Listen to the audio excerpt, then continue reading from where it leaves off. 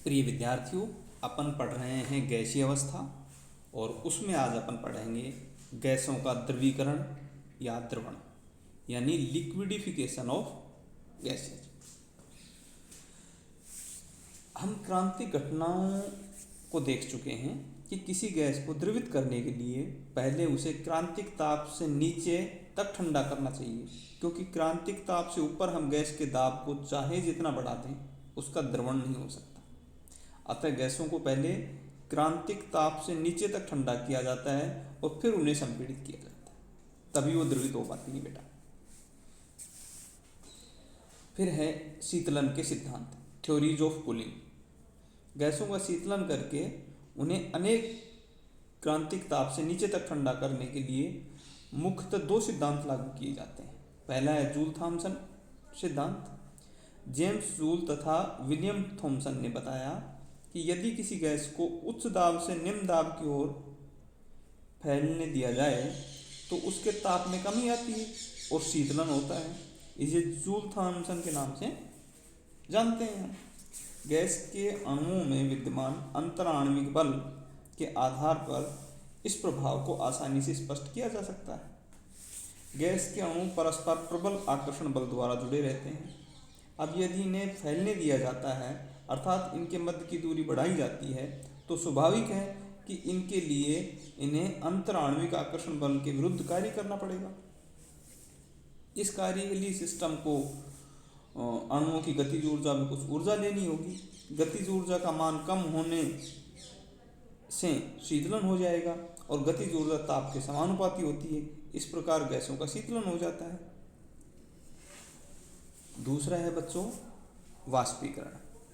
द्रवों के वाष्पीकरण से भी शीतलन होता है, क्योंकि द्रव के जो अणु वाष्पीकृत होते हैं वे अपनी गतिज ऊर्जा बढ़ाने के लिए द्रव से ही ऊष्मा का अवशोषण करते हैं, जिससे द्रव का उस सतह का ताप घट जाता है। ठीक है बेटा। हमें एक्सपेरिमेंट से मालूम हुआ कि जूल थॉमसन प्रसार से गैसों का शीतलन केवल उस स्थिति में होता है यदि उसका ताप किसी निश्चित मान से कम हो, और ताप के इस निश्चित मान को व्युत्क्रमण ताप इन्वर्जन टेम्परेचर कहते हैं बच्चों, तथा इसे TI से प्रदर्शित करते हैं।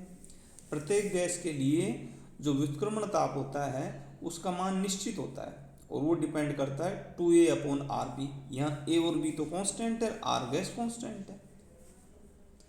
अतः यदि रुद्धोष्म रूप से किसी छिद्रयुक्त ढक्कन में से किसी गैस को व्युत्क्रमण ताप पर बहुत कम दाब की ओर प्रसारित होने दिया जाए तो उसके ताप में कोई परिवर्तन नहीं आता, न ही कोई वृद्धि होती है और न ही कमी। लेकिन यदि व्युत्क्रमण ताप के ऊपर गैस को प्रसारित होने दिया जाए तो ताप में वृद्धि हो जाती है। यदि व्युत्क्रमण ताप से कम ताप पर प्रसारित किया जाए तो शीतलन होता है बच्चों। अधिकांश गैसों के व्युत्क्रमण ताप का मान जो रेंज होती है उसके अंदर ही होता है। अतः ये जूल थॉमसन प्रभाव से शीतलन कर सकते हैं।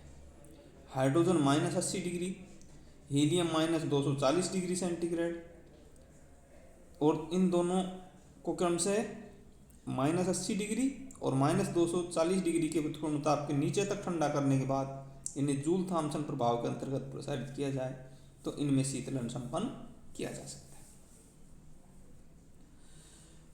कुछ पुरानी पद्धतियाँ भी हैं बेटा, जैसे फेराडे ने 1823 में हिम मिश्रण फ्रीजिंग मिक्सचर की सहायता से SO2, H2S और CO2 इनका द्रवण किया।